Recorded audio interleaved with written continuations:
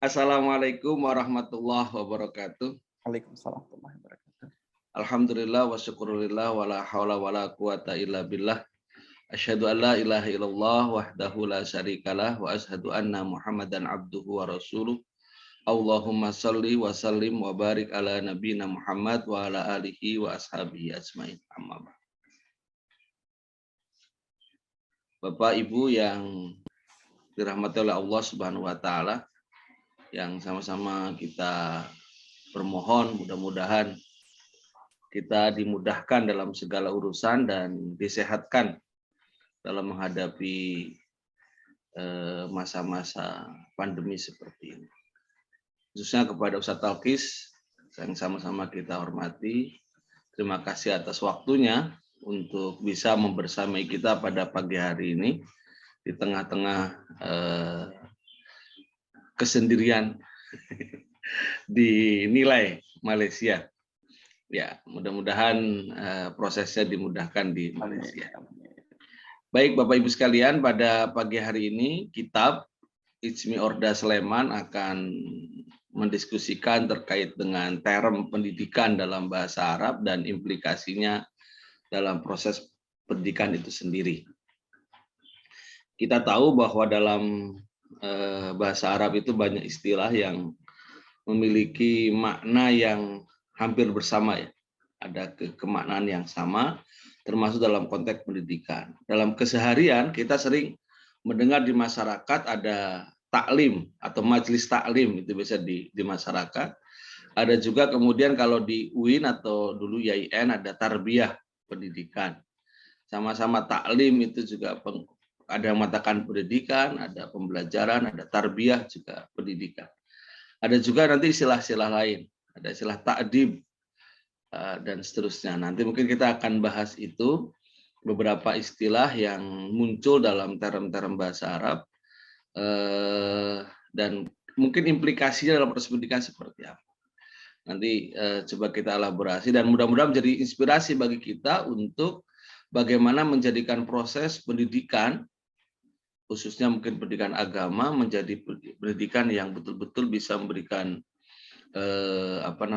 inspirasi dan upaya untuk mencapai tujuan pendidikan itu sendiri, tidak sekedar hanya transfer pengetahuan, tetapi juga kemudian bisa merubah sikap dan membimbing setiap orang yang belajar. Bersama kita tentu tidak salah kita mengundang Ustadz Talkis ini, beliau ahli di bidang bahasa Arab dan sekarang sedang S3 juga bahasa Arab di USIM Malaysia, University Science Islam Malaysia. Nanti kita akan mengulik dan beliau adalah anggota Ijmi Orda Sleman bidang bidang pendidikan atau keislaman. Bidang keislaman. Kemudian beliau juga adalah dosen di Prodi Pendidikan Bahasa Arab Universitas Muhammadiyah Yogyakarta. Saya kira langsung saja waktu kita Ustadz sampai 6.30. Walaupun mundur telat kita mulai, tapi berhentinya tetap ya 6.30. Nanti mungkin sampai 6.10 apa 6.10 silahkan, nanti mungkin 20 kita bisa tanya jawab. 20 menit untuk tanya jawab. Silakan Ustaz. Tapi sebelumnya kita buka dulu kegiatan kita pada pagi hari ini untuk mendapatkan ridho dari Allah dengan membaca basmalah secara bersama-sama. Bismillahirrahmanirrahim. Kepada Ustadz Talkis kami persilakan. Silakan Ustaz. Terima kasih. Bismillahirrahmanirrahim. Assalamualaikum warahmatullahi wabarakatuh. Waalaikumsalam warahmatullahi wabarakatuh. Alhamdulillah allazi bi ni'matihi tatimmus shalihat. Asyhadu an la ilaha illallah wahdahu la syarikalah wa asyhadu anna Muhammadan abduhu wa rasuluh la nabiyya ba'da.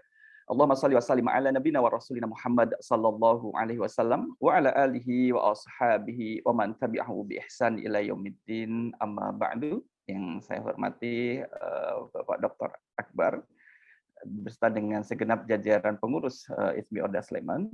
Bapak Ibu yang saya hormati, saya jadi grogi. Ada pakar pendidikan sebenarnya di sini, staf IFTA, itu Bu Umi Bororoh dari UIN Sunan Kalijaga. Jadi mudah-mudahan apa yang saya sampaikan bisa sedikit menjawab dari kegelisahan yang disampaikan oleh moderator. Saya malah jadi grogi. karena di sini ada istri saya. Sekalipun di sini jarang kami itu video call. Sekarang kalau melihat saya berarti harus ikut pengajian biar bisa lihat saya. Baik. Biar dicari saja sama Ustaz Miftah, dicari di lihat mana ini istrinya. Baik, izinkan saya untuk menyampaikan materi, izin Mas Agung untuk share materinya. Baik.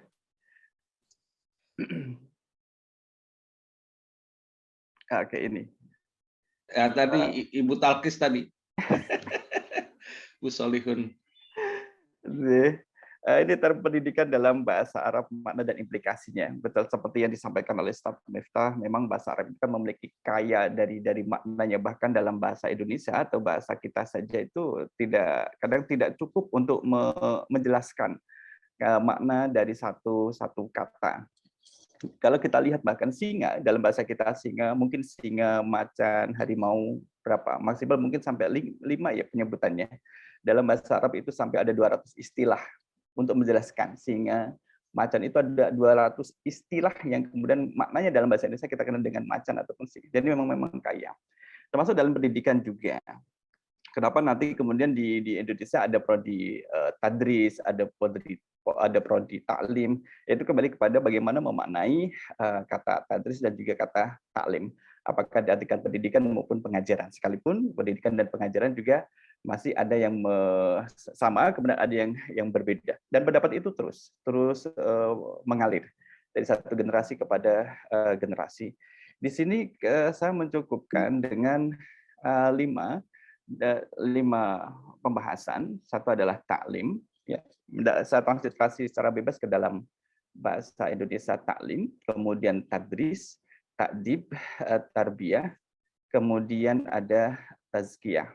Jadi 5 ini yang sering kita dengar adalah taklim dan juga tadris, ada 3 ya, bahkan 4. Tazkiyah ini kalau dalam term pendidikan jarang dipakai, lebih pada tazkiyatun nafs, tazkiyatun nufus. Kalau taklim sering ya, majelis taklim. Berapa banyak majelis taklim yang di bawah asuhannya Ustaz Miftah? Banyak itu.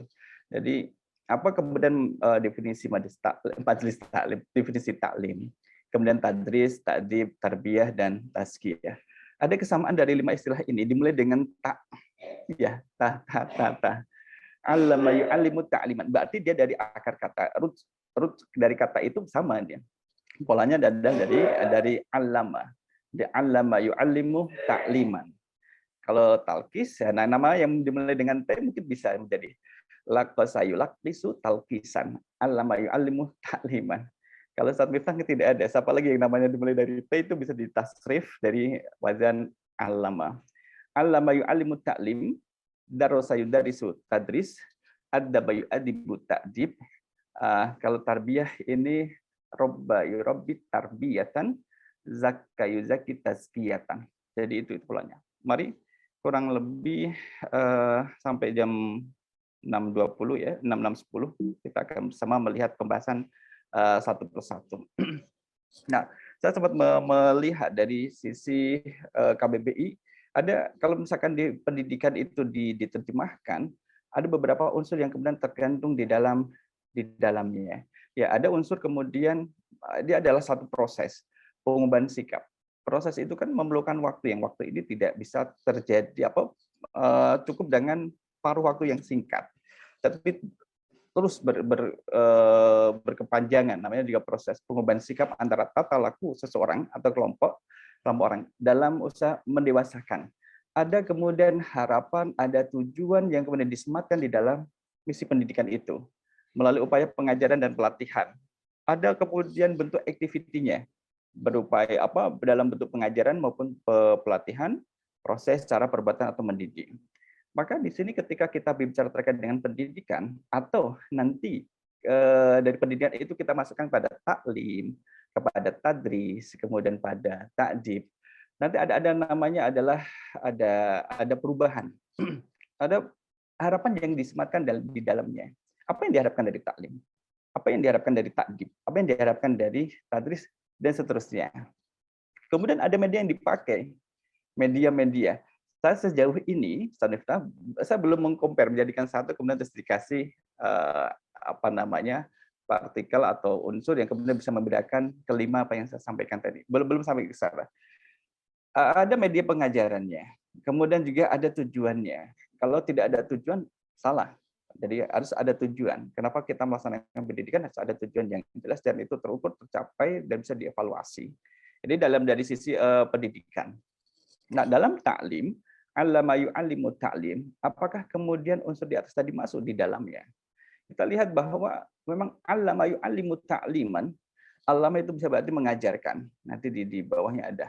Ini kalau misalkan dimulai dari Al-Baqarah ayat 31, a'udzubillahi minasyaitonirrajim, wa 'allama Adama al-asma'a kullaha, tsumma 'aradahum 'alal malaikati faqala anbi'uni bi asma'i haula'i in kuntum shadiqin.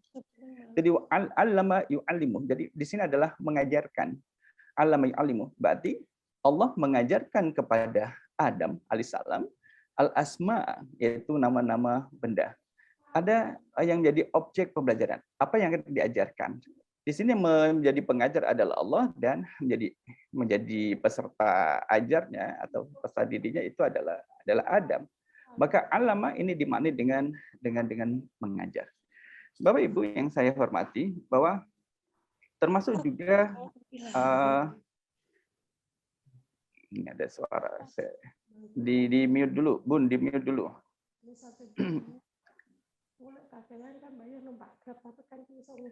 Bun, di mute ya, oke.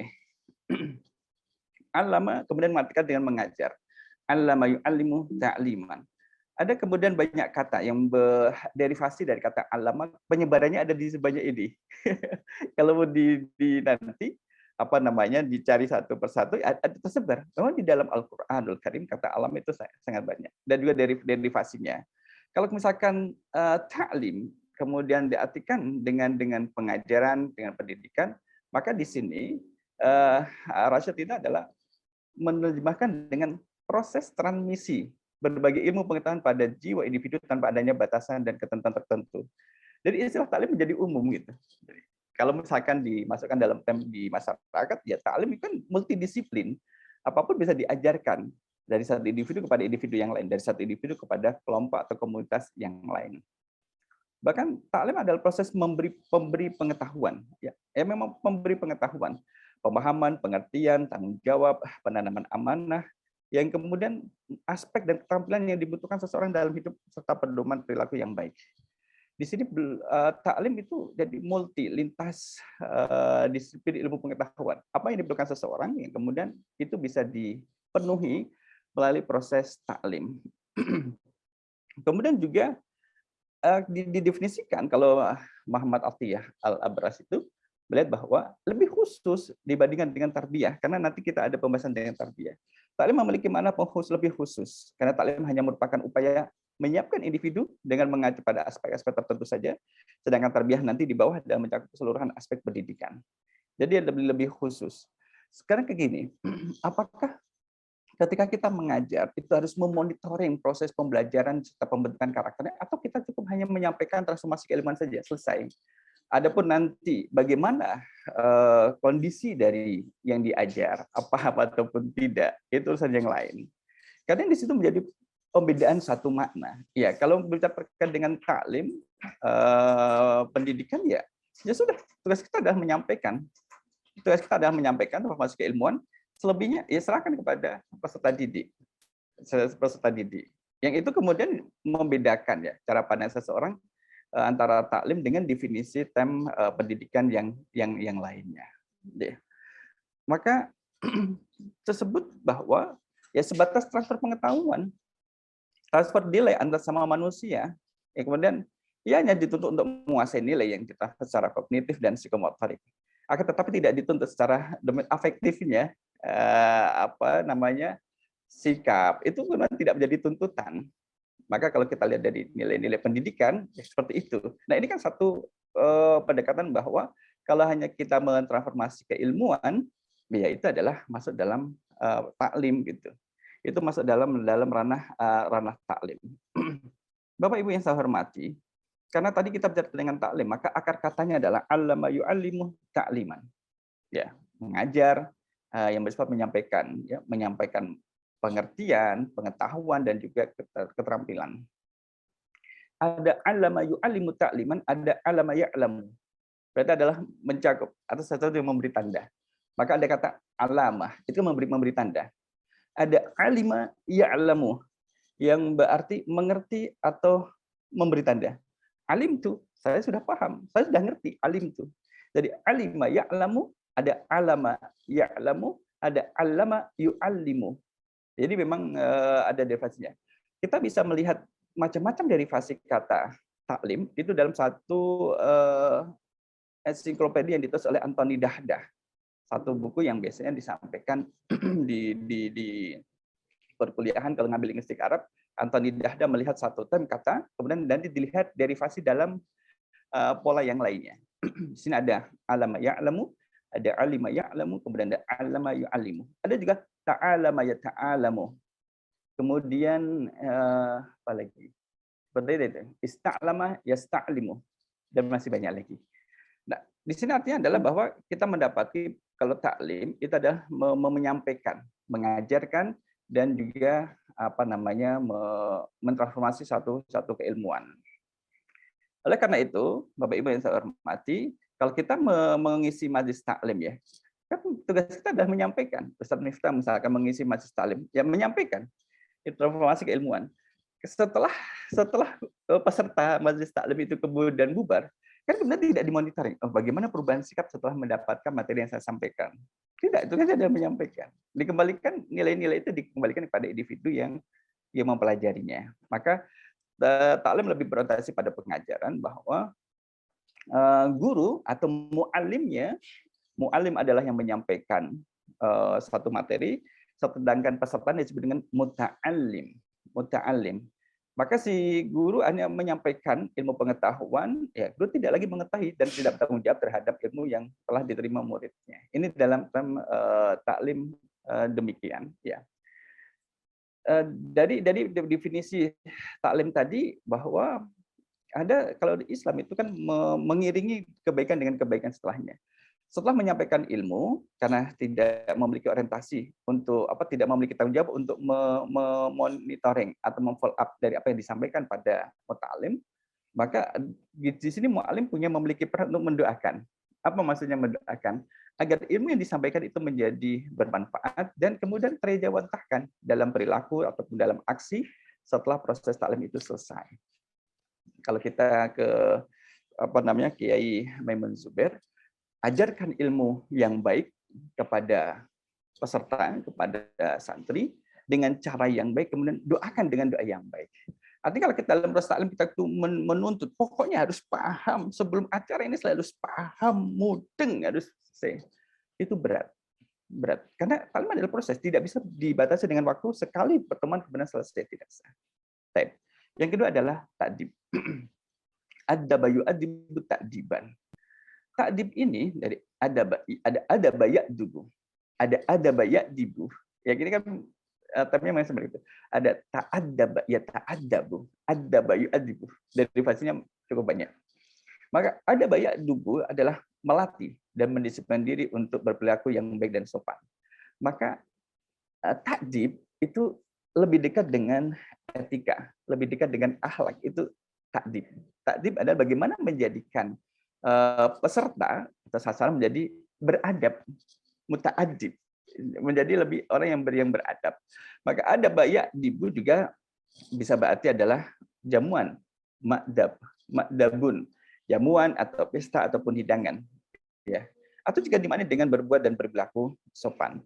Maka kata-kata berperilaku sopan ini muncul di ta'dib. Tapi ada proses juga bagaimana menjadikan seseorang itu kemudian menjadi beradab. Nah, adaba yu'adibu ta'diban itu mengadatkan dengan mendidik, melatih, memperbaiki, mendisiplinkan dan juga memberi tindakan. Maka yang masuk dalam pembahasan kita adalah kata ta'dib, ya. Karena apa? Kalau ada ya'dubu ya berarti adalah mendisiplinkan.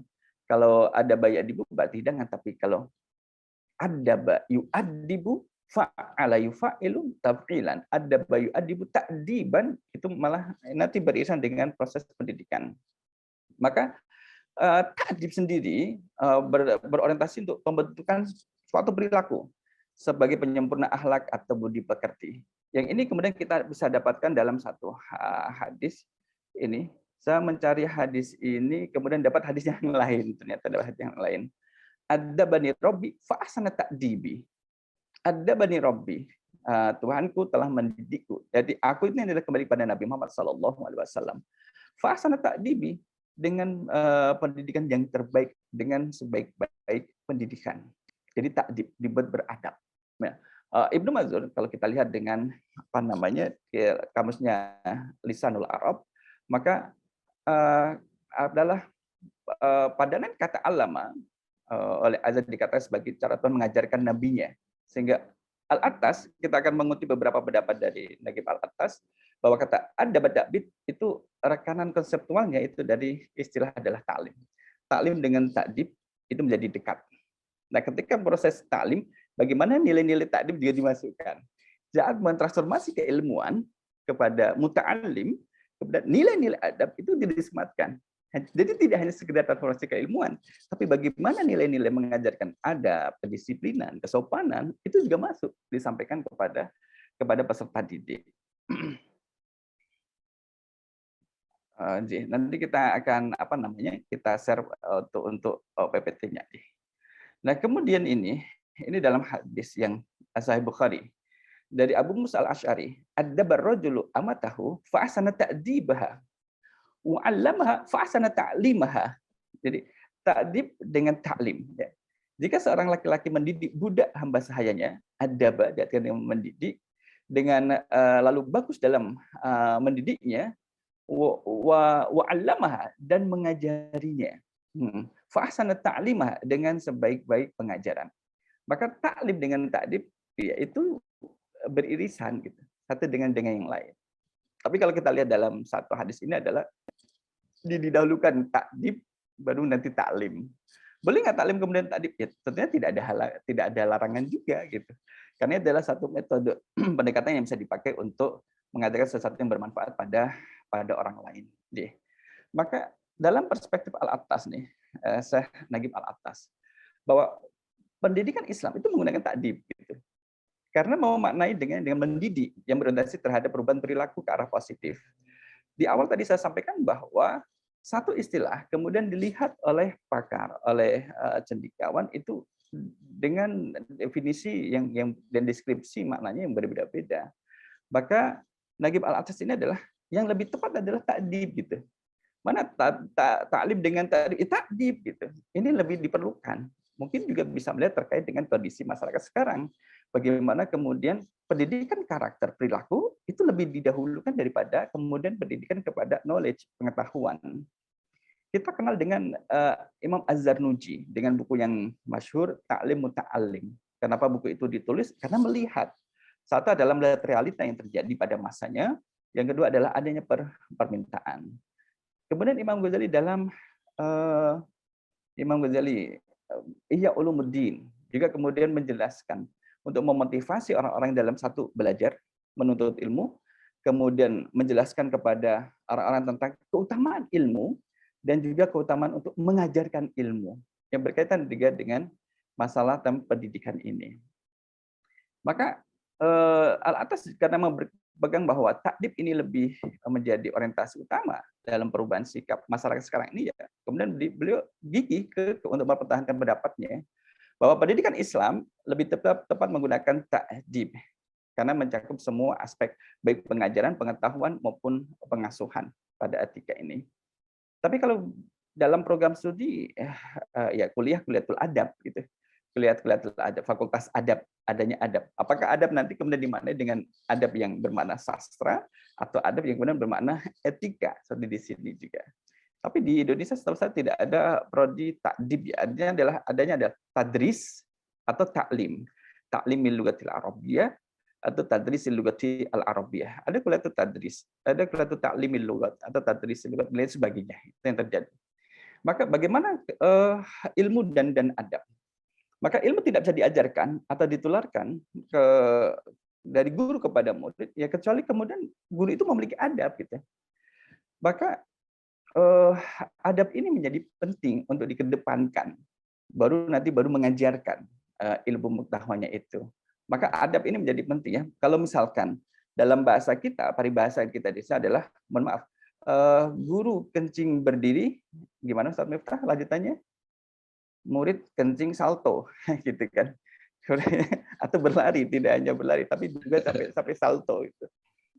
Karena adab dari pengajarnya ini menjadi tuntunan juga. Jadi mu'alim atau mu'adib adalah gurunya, muta'adib adalah yang diajarkan, jadi menjadi panutan. Apa yang dilakukan guru itu akan menjadi potret bagi siswanya. Nah, Bapak Ibu yang saya hormati juga, bahkan taat dalam Arab tradisi ta'dib itu lebih begitu kerasa, kental ya. Banyak misalkan adibu auladakum wa ahsin adabahum. Didiklah anak-anak kalian dengan pendidikan yang baik. Ditekankan kan. Jadi akhlak, etika dan juga etika. Alimu auladakum. Kemudian menggunakan kata alam alimu auladakum wa ahlikumul khair wa adabuhum. Dan ajarkanlah kebaikan kepada anak-anak kalian dan didiklah mereka. La yu'addibu rajul waladahu khairum min ayyatasaddaqa bisa. Bahkan mendidik anak itu lebih baik daripada sedekah. Ini menjadi pengingat bagi kita. Ketika orang tuanya itu gemar untuk bersedekah, jangan lupa perhatikan pendidikan karakter pada anak. Artinya bahwa mengajarkan satu akhlak, etika, sopan santun untuk terhadap anak itu bahkan lebih baik daripada mengeluarkan sebagian harta untuk disedekahkan gitu. Karena anak menjadi investasi dunia akhirat bagi orang tuanya. Ya. Akrim auladakum wa ahsinu adabahum. Muliakanlah anak-anak kalian dengan adab yang baik. Maka kalau ini ditarik dalam proses mencari jodoh ya Ustaz Miftah, bahwa kalau mencari jodoh, ya cantik atau tampan itu akan termakan usia. Kemudian kekayaan itu juga akan termakan oleh waktu. Bisa jadi yang semula kaya kemudian menjadi tidak kaya lagi. Keturunan juga tidak menjamin. Tetapi kalau akhlak, etika, ilmu agama, yang paham dengan ilmu agama, kemudian dia memiliki akhlak yang baik, itu akan menjadi orientasi utama dan menjadi lebih baik daripada mengedepankan paras body, fisik, atau harta kekayaan yang kemudian bisa sirna sewaktu-waktu. Maka pentingnya di sini adalah adab. Min haqqil walad 'alal walid ayusin adabah wa yusinu ismahu. Termasuk juga kata adab itu dipakai juga untuk mendidik anak dan juga memperbagus namanya. Di antara yang menjadi hak seorang anak atas orang tuanya adalah memperbagus adabnya dan menanamkan dengan baik dan dengan nama yang baik. Itu menjadi tugas orang tua. Takdib. Maka orang tua kalau di rumah lebih memerankan proses takdib daripada taklimnya. Karena takdib ada yang melatih kepada keteladanan, sopan, dan juga attitude. Kemudian yang ketiga, tarbiyah. Maka kita sudah mengambil taklim, kemudian sudah mengambil takdib. Dalam penjelasan singkat tadi sudah ada perbedaan antara taklim dengan takdib. Ya. Takdib lebih kepada penekanan pengajaran atau pendidikan karakter atau akhlaknya. Bagaimana dengan tarbiyah? Tarbiyah ada dari kata wajahnya adalah fa'ala, robba. Wahfid lahum janaha dzulli minar rahmati wa qur rabbirhamhuma kama rabbayani. Rabbayani itu merupakan root satu akar kata dengan tarbiyah. Rabbayani shaghira. Sebagaimana mereka berdua telah mendidik aku di waktu kecil. Maka di sini saya mendapatkan literatur bahwa robbu atau robbu, akar kata dari tarbiyah di dalam Al-Quran itu ada 20 kali. Penyebarannya adalah 2 kali dalam bentuk isim mustaq dari sulasi mujarrad, kemudian 2 kali dalam isim dalam wazan rabbuah, kemudian sekali dalam bentuk isim dalam bentuk ribun, kemudian 7 kali dalam bentuk isim dengan pola riba, kemudian 4 kali dalam bentuk fi'il dari sulasi mujarrad, 2 kali dalam fi'il dari fa'ala, dan 2 kali dalam bentuk fi'il dari bab af'alah. Nah, kita berada di yang bab yang ke-6 ini, nomor 6. Di fa'alah, yufa'ilu taf'ilan. Robba, yurabbi tarbiyatan. Gitu. Nah, di sinilah kemudian kita melihat bagaimana sih akar kata dari tarbiyah itu. Robba yarbu yang berarti bertambah dan tumbuh. Maka kalau misalkan dilihat dari sisi ekonomi ya ada istilah ada riba. Riba itu yang bertambah juga. Orang melakukan riba dia mendapatkan tambahan. Tapi kita tidak membahas di situ. Yang kedua adalah robbiya yarba, yang berarti tumbuh, berkembang dan menjadi besar. Ya. Kemudian robba yarubbu, yang berarti memperbaiki, menguasai, memimpin, menjaga dan juga memelihara. Bagaimana proses tarbiyah ini dilakukan? Maka kembali pada pendapat dari Al-Attas juga bahwa ada makna banyak yang terkandung pada tarbiyah. Mengasuh, menanggung, memberi makan, mengembangkan, memelihara, membuat, dan seterusnya. Maka orang yang melakukan tarbiyah disebut dengan murabbi, sedangkan yang ditarbiyah disebut dengan mutarabbi. Rasulullah SAW adalah murabbi bagi para sahabat. Ya, termasuk juga murabbi iya, kemudian mu'alim iya, kemudian mu'adib juga iya. Itu ya. Dari sampai sini kita mendapatkan makna tarbiyah. Kama rabbayani shaghira, kalau kita lihat dalam tafsir terjemahan Quran Depak adalah mendidik. Kama rabbayani shaghira, ya. Dalam surah Al-Isra ayat yang ke-24, wafidlah majnahadzul min rahmati wa qur rabbirhamhuma kama rabbayani shaghira. Sebagaimana mendidik dari waktu kecil. Kemudian juga ini surah Asy-Syura ayat yang ke-18. Qala alam nurabbika fina walida walabista fina min umrika sinin. Maka Fir'aun menjawab bahwa alam nurabbika, bukankah kami telah mengasuhmu dalam lingkungan keluarga kami waktu engkau masih kanak-kanak dan engkau tinggal bersama kami beberapa tahun dari umurmu. Ini dialog antara Musa dengan Nabi Musa dengan Fir'aun. Jadi Rabba juga berarti adalah mengasuh. Banyak beberapa istilah bagaimana ilmuwan kemudian melihat kata tarbiyah. Tarbiyah itu memelihara fitrah anak, ya, menumbuhkan seluruh bakat kesiapan, mengarahkan seluruh fitrah dan bakat menjadi baik dan sempurna dan bertahap dalam prosesnya. Maka ada kesamaan antara taklim, kemudian ta'dib, kemudian tarbiyah, sama-sama memakan waktu dan terus menerus. Tidak dibatasi dengan waktu tertentu, kemudian selesai dan menuntut hasil, tidak. Tapi prosesnya itu terus menerus. Ya. Bedawi akan menyampaikan bahwa sesuatu menuju titik kesempurnaan sedikit demi sedikit. Jadi proses tarbiyah tidak bisa langsung seperti kalau misalkan taklim memberikan satu ilmu pengetahuan dalam jumlah yang banyak. Kalau tarbiyah tidak bisa. Al-Asfahani ini bahwa tarbiyah itu adalah dilakukan secara bertahap, setapak demi setapak sampai pada batas kesempurnaan. Ada kesamaan antara definisi Baydawi dengan Al-Asfahani bahwa proses ini harus dilakukan secara bertahap, tidak bisa kemudian terus dalam proses yang terus menerus. Kemudian kata Abul Ala Al-Maududi bahwa kata yang tadi dari dua huruf ra dan ba, robba yurabbi, yaitu merupakan pecahan dari kata tarbiyah yang berarti pendidikan, pengasuhan dan sebagainya. Ada makna irisan dengan pendidikan dan juga ada makna kepengasuhan. Ya, ta'dib juga tadi memiliki irisan makna kepengasuhan juga, ya. Dan ini terus banyak dipakai. Nah, proses bimbingan inilah ada proses terhadap potensi manusia melibatkan satu jasmani, rohani dan juga akal. Ini dalam proses tarbiyah. Ternyata cakupannya lebih luas. Lebih luas. Di awal tadi ketika kita melihat definisi dari taklim lebih khusus daripada tarbiyah. Karena tarbiyah ini meliputi jasmani, roh dan juga akal secara maksimal agar dapat menjadi bekal dalam menghadapi kehidupan di masa depan. Saya percepat lagi ya, Ustaz Miftah, karena terus tanya jawab. Ini masih berkaitan dengan tarbiyah. Maka kegiatan yang disertai dengan penuh kasih sayang, kelembutan hati, perhatian, bijak, dan menyenangkan. Ada kemudian di sini kata perhatian bijak. Artinya adalah monitoring. Jadi setelah kemudian diberi satu materi dalam proses tarbiyah, maka murabbi kemudian memonitoring bagaimana dampak implikasi dari materi yang disampaikan.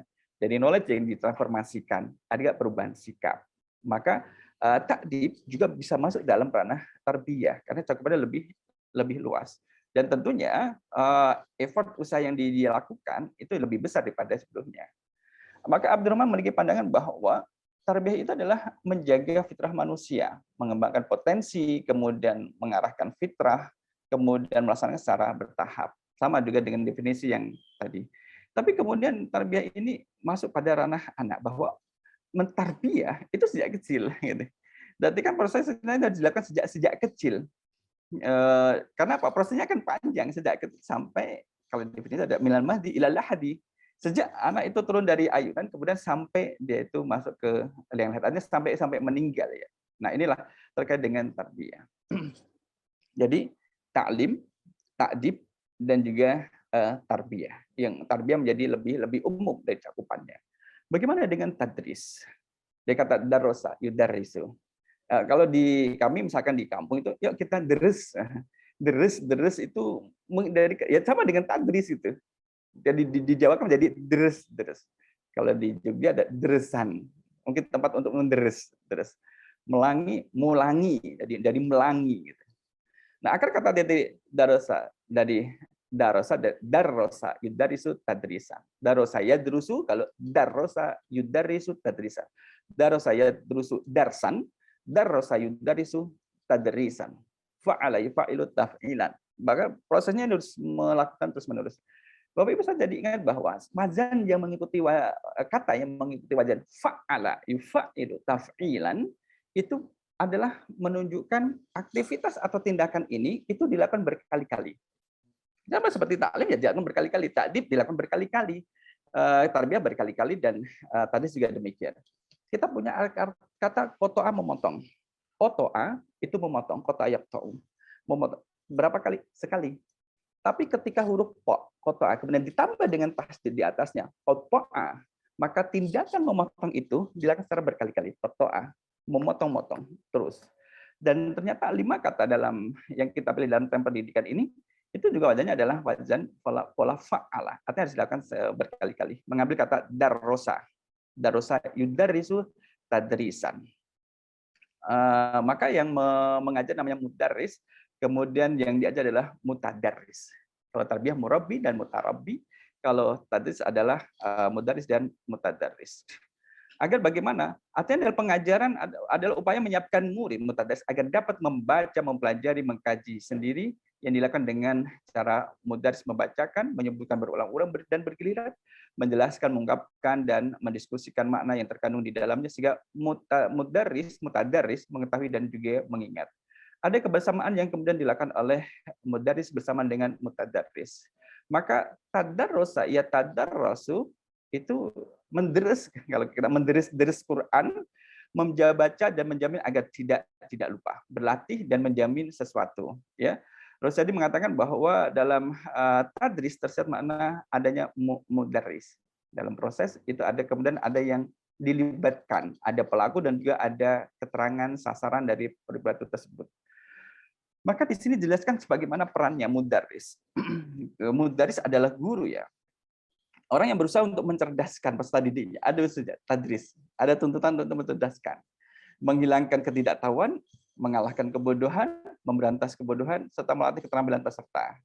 Artinya mudaris harus memiliki kompetensi, memiliki kepekaan intelektual dan informasi, memperbaharui pengetahuan yang up to date, kemudian memiliki keahlian yang berkelanjutan. Kenapa? Karena dia ada usaha untuk mencerdaskan muridnya. Kalau misalkan tadris dengan taklim, kalau taklim tadi menyampaikan, kalau tadris ini ada usaha untuk mencerdaskan, untuk menghilangkan kebodohan yang ada pada pesertanya. Nah, terakhir adalah tazkiyah. Pembahasan tazkiyah ini, mana hubungan antara tazkiyah dengan pendidikan? Maka zakka yuzaki tazkiyatan, yang berarti adalah pembersihan, penyucian dan pemurnian. Ya. Kemudian adalah membersihkan dan menyucikan jiwa. Kemudian tazkiyah juga tidak saja terbatas pada pembersihan dan penyucian diri, tetapi juga pembinaan dan pengembangan diri. Dan ini kan ada terkandung dalam makna pendidikan tadi, bahwa kalau kita lihat bahwa bagaimana kemudian tazkiyatun nafas, membersihkan jiwa dan perasaan, menyucikan amal dan pandangan, membersihkan kehidupan dan hubungan seks, dan membersihkan kehidupan masyarakat. Tazkiyah pembersihan. Jadi bagaimana proses pembersihan energi negatif, kemudian detok-detok negatif yang ada dalam diri seseorang melalui proses pendidikan gitu. Karena tazkiyah ini adalah satu proses. Bagaimana dia membersihkan kalau dia sendiri tidak memiliki alat yang bisa dipakai untuk membersihkannya. Maka dalam tazkiyah yang tidak panjang dan tidak lebar penjelasannya, bahwa tazkiyah ini juga dimasukkan dalam tema pendidikan seseorang bisa membersihkan dirinya dari sesuatu yang kotor yang tidak layak berada dalam dirinya, sesuatu yang buruk, yang jahat itu, maka melalui proses pendidikan. Nah, sedikit kemudian kita menarik satu kesimpulan di sini, Bapak Ibu, bahwa saya pindah dulu di sini. Taklim, tadris, tarbiyah, kemudian juga tazkiyah ya. Kalau misalkan dilihat dari sisi perbedaan dan persamaan dan juga perbedaannya, maka mereka memiliki keterkaitan yang sangat mengikat, yakni dalam hal pemeliharaan dan mendidik anak. Yang mendidik anak, memelihara anak. Taklim juga di pendidikan juga. Tapi kok bisa dipakai dalam hadis taklimnya juga itu dalam rangka memelihara. Sekalipun peserta taklim juga tidak anak-anak. Taklim titik tekannya adalah menyampaikan ilmu pengetahuan yang benar, pemahaman, pengertian, tanggung jawab, dan penanaman amanah pada anak. Maka taklim ya dimulai sejak kecil gitu. Karena lebih mudah untuk mengajarkan, menyampaikan itu kan lebih mudah. Sekalipun pemahamannya untuk memahamkan memerlukan usaha. Maka aspek-aspek pengetahuan, keterampilan yang dibutuhkan seseorang pada hidupnya agar dia itu memiliki pedoman dalam berperilaku yang baik. Kalau tarbiyah tekannya adalah difokus pada pembimbingan anak supaya berdaya, punya potensi, tumbuh kelengkapan dasarnya serta dapat berkembang secara sempurna. Sedangkan kemudian kata yang lain, takdib, itu titik tekannya adalah penguasaan ilmu yang benar dalam diri seseorang agar menghasilkan kemantapan amal dan tingkah laku yang baik. Ya. Sedangkan tadris adalah titik tekannya adalah menyiapkan anak didik tidak hanya sekedar dalam hal membaca, keterampilan, tapi juga disertai dengan investasi, internalisasi nilai-nilai dan moral. Ya. Sedangkan tazkiyah adalah menjadi rule, value, dan ultimate goal dalam pendidikan Islam. Dan diproses dari taklim, kemudian takdib, tadris, kemudian apalagi tadi satu lagi, tarbiyah, itu bagaimana melahirkan tazkiyatun nafs. Seseorang yang kemudian goalnya adalah yang bersih dari kebodohan, bersih dari nilai perilaku yang buruk, jahat, dan yang semisalnya. Itu menjadi goalnya itu di situ. Jadi goalnya adalah pada tazkiyah. Allah alam bisawab. Terima kasih dan mohon maaf atas banyak-banyak kekurangan yang ada. Assalamualaikum warahmatullahi wabarakatuh. Waalaikumsalam warahmatullahi wabarakatuh. Terima kasih kepada Ustadz Talkis. Bapak Ibu sekalian, saya kira tadi menarik ya. Dicoba jelaskan kepada kita ada beberapa istilah dalam bahasa Arab yang ya sinonim terkait dengan makna pendidikan, pengajaran. Dalam konteks itu juga ada pendidikan, pengajaran, pembelajaran. Nah, bagaimana kemudian implikasinya itu juga ada dan terpenting peran ya, peran yang harus diberikan oleh diri kita atau siapapun yang ingin menjadi seorang pendidik, saya kira menjadi tekan yang menarik dari beberapa makna pendidikan yang disampaikan tadi. Baik, saya buka dulu pertanyaan. Ini ada pertanyaan di chat room. Dalam pendidikan khususnya kedokteran ada 3 ranah kompetensi yang kita ajarkan, kognitif, psikomotor, dan afektif. Kira-kira istilah pendidikan yang tepat apa sih? Ini dari Bapak Fuad Hadafianto. Terima kasih. Pak Dokter Fuad, silakan. Terima kasih, Dok. Nanti mudah-mudahan Bu Ubi bisa menambahkan. Kalau dalam perspektif kami bahwa untuk yang pendidikan kognitif itu lebih kepada taklimnya ya, pada taklimnya. Kita ada dalam bahasa Arab sendiri ada istilah sendiri tentang 3 kompetensi ini. Saya harus buka disertasi. Lupa ya. Ada istilahnya sendiri ya, dari Al-Wujdani, kemudian ada Al-Haroki, psikomotorik, kemudian ada Al-Mahari. Boleh kemudian kita misalkan bahwa untuk yang pendidikan kognitif itu melalui proses taklim. Ya. Kalau misalkan psikomotorik adalah dengan tadris, sedangkan untuk yang efektif adalah takdib. Tetapi akan tidak menutup kemungkinan akan ada cara pandang yang berbeda nantinya, terutama di dunia pendidikan. Ketika ini ditarik ke istilah tadi ditarik dalam pendidikan Islam gitu. Jadi kita lebih sering menggunakan taklim dan juga tadris itu, Dr. Fuad. untuk pendidikan ya, untuk istilah pendidikan yang sendiri dipakai adalah taklim dan juga tadris. Maka di Indonesia, wabil khusus kemudian kita yang ada di Asosiasi Pengajar Bahasa Arab Indonesia, termasuk pengurus pusatnya adalah Bu Umi, itu 2 term ini tadris dengan taklim itu masih ya masih berjalan beriringan satu dengan yang lainnya. Ada yang kemudian memaknai pendidikan itu adalah lebih tepat menggunakan kata tadris, ya. Kemudian yang kedua adalah yaitu menggunakan kata taklim gitu. Dan kemudian tidak bisa saling menyalahkan karena masing-masing memiliki argumen, dan juga tidak hanya pendapat itu di Indonesia, bahkan di Timur Tengah juga terus berkembang antara taklim kemudian dengan tadris. Itu paling tidak 2 istilah ini, Dr. Fad, yang kemudian sering dipakai untuk menerjemahkan dari kata pendidikan. Di Allah alam bisawab. Baik.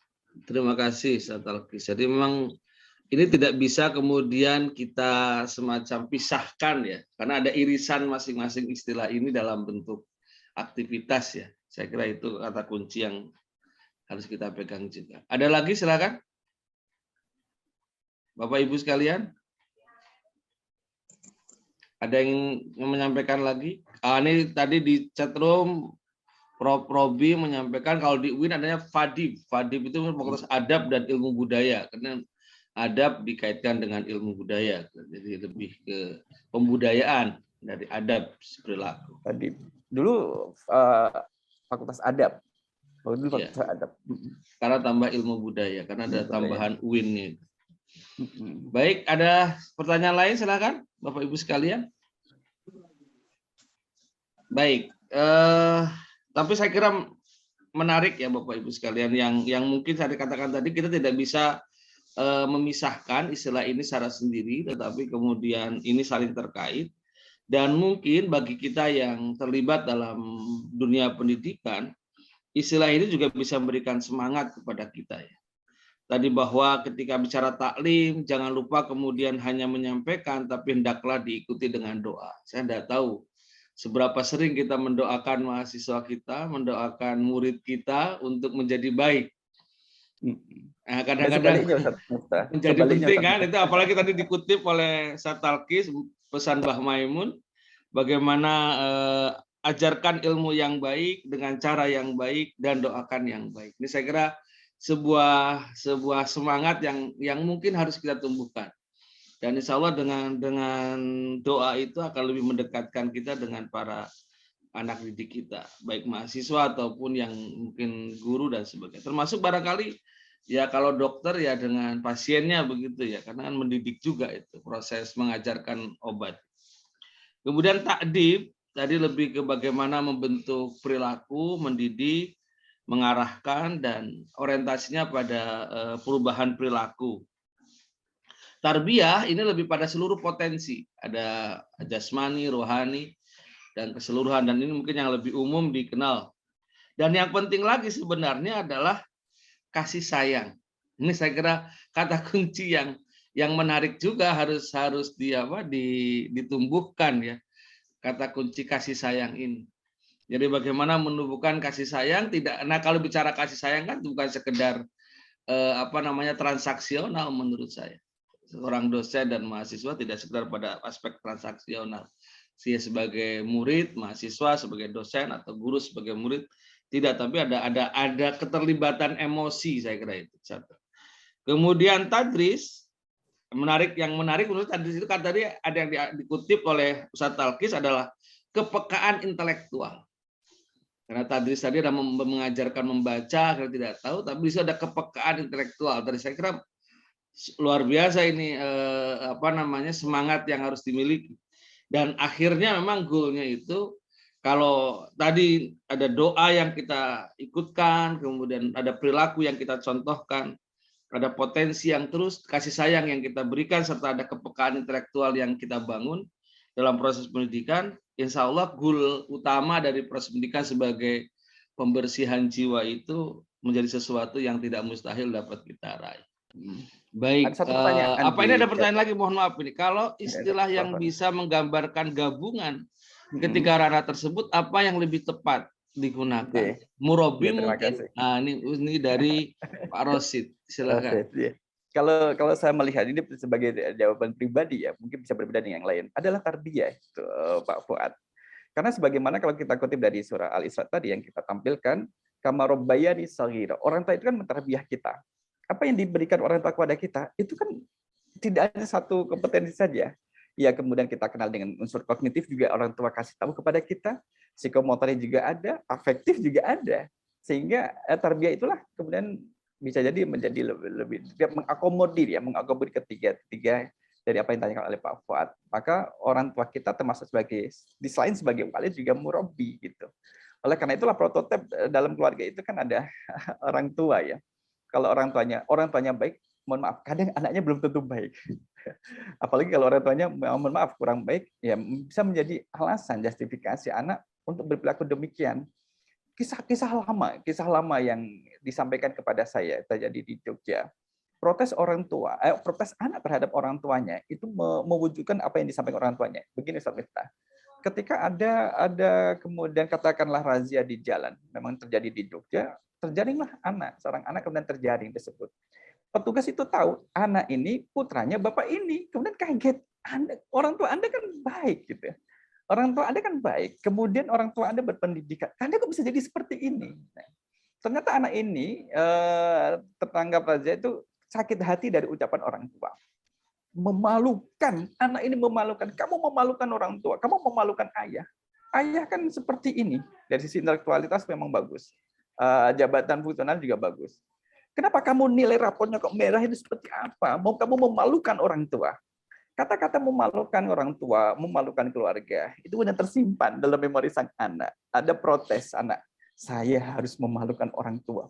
Saya memang dianggap memalukan orang tua. Ya udah saya buktikan aja saya memalukan orang tua. Hanya dia gembel gitu.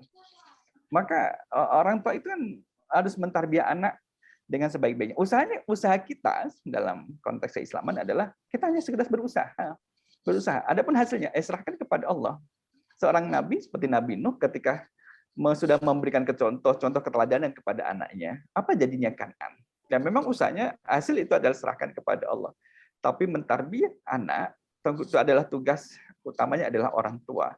Kalau anak itu sudah disekolahkan, dikursuskan, kemudian dingajikan di masjid, di pondok, itu tidak melepas tugas orang tua untuk mentarbiyah. Maka mudah-mudahan itu bisa ya menjadi menjadi mengcover 3 istilah yang disampaikan oleh Pak Fuad. Ini ada tambahan dari Bu Umi, Ustaz Miftah. Ya, ini Umi mau berkomentar kalau tergantung apa yang kita prioritaskan ya. Kalau aspek yang kita prioritaskan itu kognitif dan psikomotor, maka mungkin istilah ta'lim bisa lebih mendekati. Sebagaimana yang dikembangkan di pendidikan bahasa Arab, Qismu Ta'lim Al-Lughah Al-Arabiyah atau pendidikan bahasa Arab. Tapi di sisi lain ada di tarbiyah juga ada tadris ya. Tadris matematika. Kenapa kok nggak tadris bahasa Arab gitu ya? Tadris. Atau tidak taklim matematika. Iya. Nah, saya kira itu juga menarik juga. Kalau sekarang ada dirosah Islamiyah, Fakultas Tarbiyah dan dirosah Islamiyah itu ada pembelajaran Islamnya. Tapi ini ada juga pesan, tapi ini langsung ke saya, tapi mungkin bisa dijelaskan oleh Talkis. Bagaimana konteks dengan ini, Ustaz? Konsep sanksi, reward and punishment dengan pendidikan itu seperti apa? Dengan konsep-konsep tadi. Okay. Kalau misalkan dalam pembacaan kitab Ta'lim Muta'alim dari awal sampai akhir Imam Az-Zarnuji saya kok belum mendapatkan adanya sanksi atas pelanggaran itu ya. Tentunya juga murid itu kan pada masa dulu memang berbeda ya. Mungkin pada masanya Dr. Akbar dengan masanya saya juga berbeda juga. Kalau Dr. Akbar itu nggak pernah nakal, rajin beliau. Saya tahu SMA-nya.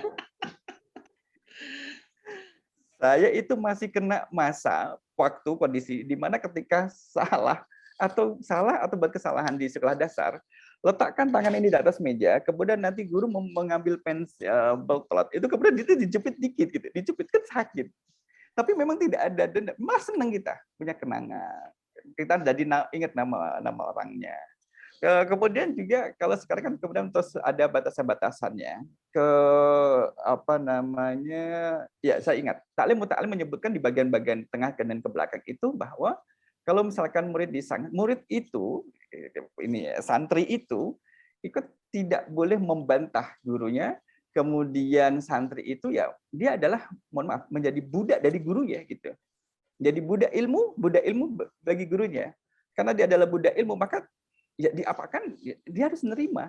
Itu konsep yang lama ya. Kalau sekarang ini kan ada sanksi. Tentunya dalam pemberian sanksi juga harus ada pertimbangannya. Apakah sanksi ini dilandasi karena emosional, nafsu amarah, atau memang ada nilai-nilai pendidikan. Karena sanksi kalau misalkan kita lihat, tidak semua sanksi diberikan dalam bentuk fisik, tetapi kemudian ada sanksi intelektual. Yuk, kamu saya sanksi, hafalkan surah An-Naba. Kan ada nilai kognitifnya, gitu. Tentunya di sini juga ada yang pro dan kontra terkait dengan masalah sanksi. Baik. Demikian Ustaz. Baik, terima kasih Ustaz. Saya kira cukup Bapak Ibu sekalian, sudah pukul 6:31, barangkali di antara kita ada yang ingin melakukan aktivitas yang lain. Cukup Mas Akbar, Pak Akbar? Ya monggo, tapi itu ada satu tuh Bu Istiti itu sekalian mungkin 1 menit 2 menit dijawab. Oh iya oke. Eman-eman tambahan ini menarik. Istilah yang digunakan untuk sekolah adalah madrasah. Padahal di sana ada unsur taklim, tadris juga ta'dib. Bagaimana penjelasannya? Nubul. Mungkin madrasah saya akan katakan tadris barangkali ya. Darosa ya. Betul. Saya tadi menjawab demikian. Jadi lebih mengambil dari unsur dan nilai-nilai dari tadrisnya. Ada taklim, kemudian ada ta'dib, kemudian ada tadris. Dia mengambil tadris. Karena di dalam madrasah, kata madrasah adalah isim makan. Kata benda yang menunjukkan tempat dari satu tindakan atau perilaku. Tempat untuk tadris itu adalah ada madrasah. Berarti nilai-nilai di sana adalah yang disampaikan adalah nilai tadris seperti yang kita jelaskan di atas tadi. Gitu. Kemudian kita juga tidak menyalahkan juga ketika diambil madrasah, kenapa tidak mengambil yang lain. Gitu. Ini sebagai satu identitas dan kembali kepada peninggalan dari khazanah keislaman pada masa lampau. Proses pendidikan kan dulu ada di masanya Umar bin Khattab, kemudian dinasti Abbasiyah, kemudian Umayyah, dan terus berkembang sekarang ini. Madrasah ada tempat untuk belajar, madrasah gitu. Kenapa tidak taklim? Tidak mengambil dari unsur taklim. Justru ini adalah unsurnya dari unsur tadris, Bu. Madrasah itu dari tadris. Jadi bentuk tempat untuk tadris itu adalah madrasah. Baik. Saya kira cukup Bapak Ibu sekalian. Terima kasih Ustaz Talqis dan Bapak Ibu sekalian. Alhamdulillah. Dan saya kira kalau saya mungkin ambil terakhir kata kuncinya itu dari term Arab ini kemudian diambil dari kata wazan fa'ala yufa'ilu yang bermakna berkali-kali. Berarti memang proses pendidikan itu harus terus-menerus kita lakukan, tidak terhenti sekali 2 kali. Dan bisa jadi mungkin yang kita ajarkan tidak langsung diterima, tapi mungkin baru diterima bisa jadi sudah tua, baru teringat. Mudah-mudahan perubahan itu tidak harus langsung terwujud, tapi mungkin sudah cukup lama ada proses waktu. Sehingga semangatnya adalah menurut saya kita terus saja berproses, melakukan proses pendidikan itu sebaik-baiknya, tanpa kemudian kita berpikir pada hasilnya seperti apa. Biarlah Tuhan yang membentuk atau merubah peserta didik kita, tapi kita sebagai seorang pendidik yang ingin terlibat dalam menjadi seorang pendidik adalah bagaimana melakukan proses itu dengan sebaik-baiknya, dengan semangat yang mungkin terdapat dalam makna pendidikan yang sudah disampaikan tadi. Ada taklim, ta'dib, tarbiyah, tadris, dan puncaknya adalah tazkiyah. Demikian barangkali Bapak Ibu sekalian, terima kasih. Saya mohon maaf bila banyak kekurangan dalam mengantarkan diskusi kita pada pagi hari ini. Terima kasih Pak Akbar selaku Ketua ISMI dan mohon maaf. Demikian kita tutup dengan hamdalah. Alhamdulillahirabbil alamin. Assalamualaikum warahmatullahi wabarakatuh. Waalaikumsalam warahmatullahi wabarakatuh. Matur nuwun sangat Ustaz Talqis, Ustaz Miftah, sampun berkenan berbagi. Bapak Ibu sekalian semuanya yang sampun berkenan hadir. Matur nuwun semuanya.